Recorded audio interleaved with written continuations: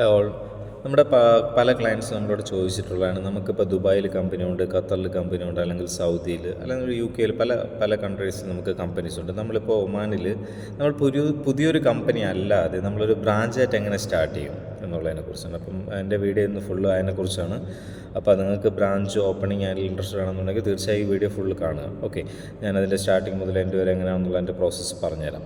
നമുക്കിപ്പോൾ ഒമാനിൽ നമ്മളിപ്പോൾ ഒരു കമ്പനി സ്റ്റാർട്ട് ചെയ്യണം ആസ് എ പേഴ്സൺ, ഒരു പാർട്ട്ണർ എന്നതിൽ ഇപ്പോൾ ഞാൻ ഇൻഡിവിജ്വലി സ്റ്റാർട്ട് ചെയ്യണമെന്നുണ്ടെങ്കിൽ എൻ്റെ പാസ്പോർട്ട് കോപ്പി പിന്നെ എൻ്റെ ഡീറ്റെയിൽസ് വെച്ചിട്ട് നമുക്ക് സിമ്പിളായിട്ട് നമുക്ക് ബിസിനസ് ഓപ്പൺ ചെയ്യാം, നമുക്ക് കമ്പനി ഓപ്പൺ ചെയ്യാം. പക്ഷേ നമ്മളൊരു ബ്രാഞ്ചാണ് ഉദ്ദേശിക്കുന്നതെങ്കിൽ കുറച്ചുകൂടെ അതിൻ്റെ പ്രൊസീജിയർ വേറെ രീതിയിൽ നമുക്കത് പ്രോസസ്സ് ചെയ്യേണ്ടി വരും. നമ്മുടെ CRൽ ഇപ്പോൾ എക്സാമ്പിൾ എനിക്കിപ്പോൾ ദുബായിലൊരു കമ്പനിയുണ്ട്. ആ കമ്പനിയുടെ പേരിൽ, ആ കമ്പനിയുടെ ബ്രാഞ്ച് എന്ന് പറയുമ്പോൾ ആ കമ്പനിയുടെ പേരിൽ എനിക്കിവിടെ ഒമാനിൽ ബിസിനസ് സ്റ്റാർട്ട് ചെയ്യണമെന്നുണ്ടെങ്കിൽ നമുക്ക് വേണ്ട ഡോക്യുമെൻറ്റ്സ് എന്ന് പറഞ്ഞു കഴിഞ്ഞാൽ, ഫസ്റ്റ് ഡോക്യുമെൻറ്റ്സ് എന്ന് പറഞ്ഞാൽ നമ്മുടെ CRൽ നമ്മുടെ ആ ദുബായിലുള്ള കമ്പനിയുടെ പേരായിരിക്കും അതിൽ വരുന്നത്.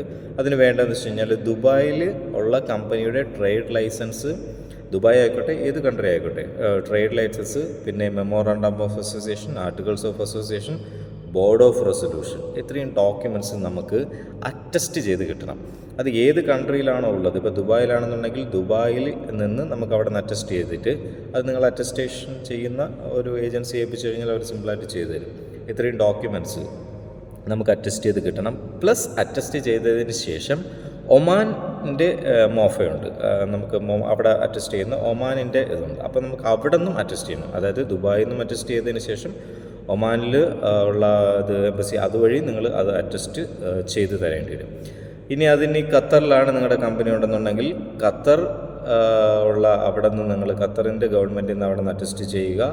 പ്ലസ് ഖത്തറിലുള്ള ഒമാനിൻ്റെ അവിടെ നിന്ന് നിങ്ങൾ അറ്റസ്റ്റ് ചെയ്യേണ്ടി വരും. അതിപ്പം ഹോം കൺട്രി ഏതാണെന്നുള്ളത് അത് നിങ്ങൾ ആ കൺട്രിയിൽ ചെയ്യുക.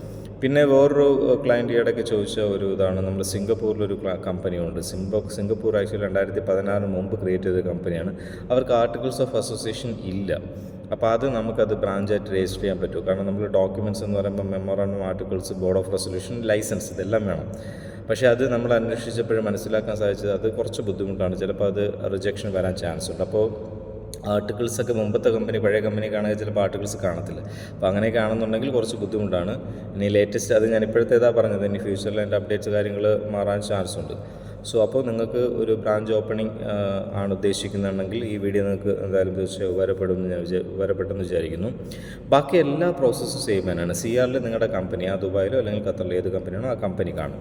ഇനി നിങ്ങൾക്ക് ഉള്ള ഒരു ഡൗട്ട് എന്ന് പറഞ്ഞാൽ അപ്പോൾ ഈ ബാക്കി കാര്യങ്ങൾ എങ്ങനെയായിരിക്കും ചെയ്യുന്നത്, സൈനിങ് അതോറിറ്റി അങ്ങനെയൊക്കെ. അപ്പോൾ സൈനിങ് അതോറിറ്റിക്ക് വേണമെന്നുണ്ടെങ്കിൽ സൈനിങ് അതോറിറ്റിക്ക് നമുക്ക് എന്ത് ചെയ്യാം, വേറൊരാളെ നമുക്ക് മാനേജ് ചെയ്യാൻ സൈനിങ് അതോറിറ്റി ആയിട്ട് നമുക്ക് ചെയ്യാൻ പറ്റും.